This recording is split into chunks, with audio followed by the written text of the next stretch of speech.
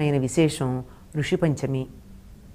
ఈ ఋషి పంచమి నాడు సప్తఋషులని పూజ చేసేటటువంటి సంప్రదాయం ఒకటి ఉంది. సప్త ఋషులు అంటే ఇప్పుడు ఉన్నటువంటి మానవులందరికీ మూల పురుషులైనటువంటి వారు. వీరి పేర్ల మీదుగానే మనకి గోత్రాలు కనపడుతూ ఉంటాయి. గోత్రం అంటే ఆయన నుండి వీరందరూ దిగి వచ్చారు, ఆయన సంతతిగా దిగి వచ్చినటువంటి వారు. మన మూల పురుషులైనటువంటి వారందరినీ తలుచుకోవడం అన్నది మనకి వారి పట్ల ఉండే కృతజ్ఞతకి సంకేతంగా ఉంటుంది.